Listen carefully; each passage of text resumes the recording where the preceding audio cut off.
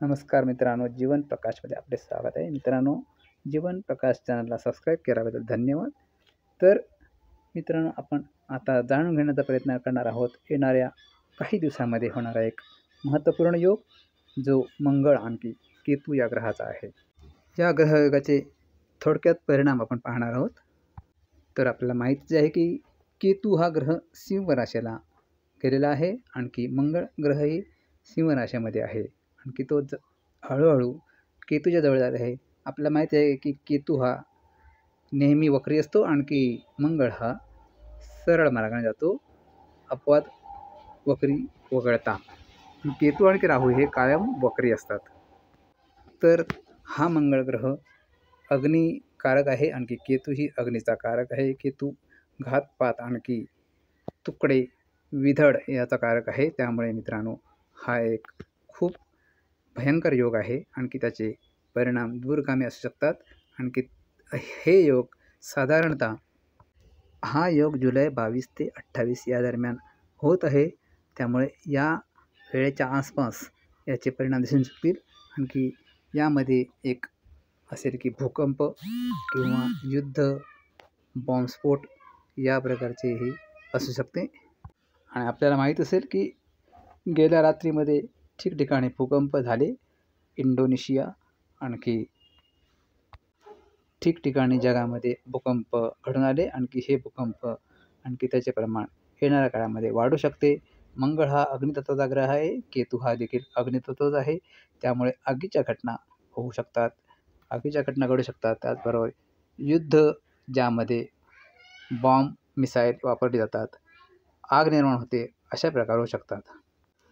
मंगळ हा भूमीचा कारक आहे. त्यामुळे जिथे जिथे जास्त पाऊस, अतिवृष्टी होते, तिथे भूस्खलन होण्याची शक्यता पण आहे. त्याचबरोबर नरसंहार होऊ शकतो. ठिकठिकाणी युद्ध, मारामारी यामध्ये नरसंहार घडू शकतो, कारण केतू हा विधडचा कारक आहे, तुकडे करण्याचा कारक आहे. त्यामुळे केतूचा परिणाम पण होऊ शकतो याते. आणखी मंगळ हा सिंहेचा आहे, त्यामुळे तो पण स्ट्रॉंग आहे. त्यामुळे येणाऱ्या काळामध्ये कुठली तरी दुर्घटना घडू शकते, साधारणतः विमान दुर्घटना. त्याचबरोबर विमानची उड्डाणे रद्द होऊ शकतात ठिकठिकाणी. त्याचबरोबर एअरस्पेस बंद होऊ शकतात, कारण युद्धाची पण शक्यता वाटत आहे येणाऱ्या काळामध्ये. त्याचबरोबर आपण पाहूया की अर्थव्यवस्थेवर काय परिणाम होईल, किंवा आपला शेअर बाजार यावर काय परिणाम होईल. तर मंगळ हा डिफेन्सचा कारक आहे. त्यामुळे डिफेन्स स्टॉकमध्ये जास्त व्हॉलॅटिलिटी येऊ शकते, चढ उतार होऊ शकतात. डिफेन्समधील वेगवेगळे शेअर, HAL, भारत इलेक्ट्रॉनिक्स, भेल आदी शेअरवर खूप परिणाम होऊ शकतो. त्याचबरोबर त्याचा परिणाम फायनान्स सेक्टरवर होऊ शकतो.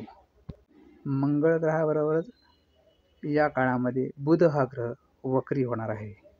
आणि बुध ग्रह जेव्हा वक्री होतो, तेव्हा जो सध्या ट्रेंड चाललेला असतो त्यामध्ये बदल घडून येतो. त्यामुळे शेअर बाजारावर याचा परिणाम होणार आहे. शेअर बाजारामध्ये नवीन ट्रेंड निर्माण होईल.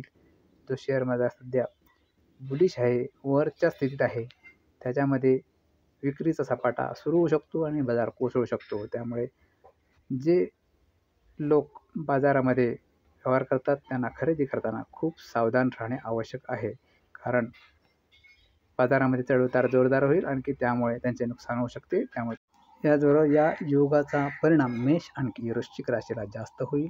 त्यांच्या जीवनामध्ये मोठ्या घडामोडी होतील, उलथापालथ होईल, तेव्हा त्यांनी जास्त सावध राहणे आवश्यक आहे.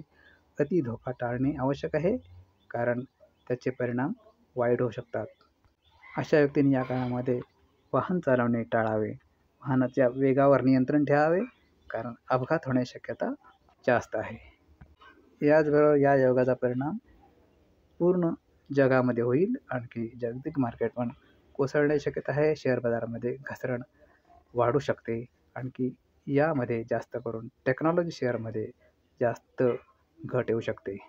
सध्याची युद्धबंदी झालेली आहे, त्यामध्ये कुठले तरी युद्ध पुन्हा डोकेवर काढू शकते, आणखी त्यामध्ये हिंसाचार वाढू शकतो. जास्त करून रशिया आणखी युक्रेन यांचे जे युद्ध चालले आहे, ह्याच्यामध्ये काहीतरी घडामोड होऊ शकते, आणखी मोठा हल्ला होऊ शकतो. सध्या तरी न्यूक्लिअर अटॅकची शक्यता दिसत नाही आहे, परंतु मंगळकेतू योगामुळे हे देखील होऊ शकते. त्यामुळे हा एक धोका असेल. आणखी यावेळी जेव्हा मार्केट शेअर बाजार कोसळेल तर तेव्हा लोकांनी त्याचा फायदा खरेदी करण्यासाठी केला पाहिजे, लाँग टर्म इन्व्हेस्टमेंटसाठी केला पाहिजे. जगाला जो धोका आहे तो फक्त मंगळकेतू योगामुळेच नाही, त्यानंतर मंगळ हा कन्या राशीला जाईल. आणखी त्याचा डायरेक्ट दृष्टियोग होईल शनीशी. आणखी त्यांच्यामध्ये संघर्ष निर्माण होईल.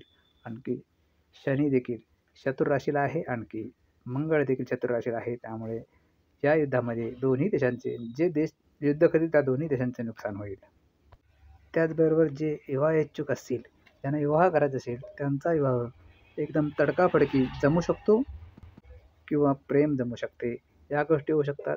आणखी त्याच्यासाठी सगळ्यात कारक ग्रह जो शुक्र आहे तो त्याच्या स्वतःच्या राशीला आहे, आणखी त्याच्याबरोबर हर्षाल आहे. त्यामुळे लोकांच्या वैवाहिक जीवनामध्ये याची तीव्र घडामोड होईल. ज्यांच्या आयुष्यामध्ये सतत दुःख आहे त्यांना अचानक सुखाचा धक्का मिळेल. आणखी ज्यांच्या जीवनामध्ये सुख आहे त्यांना दुःखामध्ये जायला लागू शकते. तर ही होती माहिती नजदीकच्या काळामध्ये होणाऱ्या ग्रहांच्या घडामोडीबद्दल, आणखी योगांबद्दल. आपल्याला माहिती जर आवडली असेल तर लाईक आणखी शेअर जरूर करा. आणखी जीवन प्रकाश चॅनलला सबस्क्राईब करा. धन्यवाद. जय श्रीराम, जय श्री स्वामी समर्थ.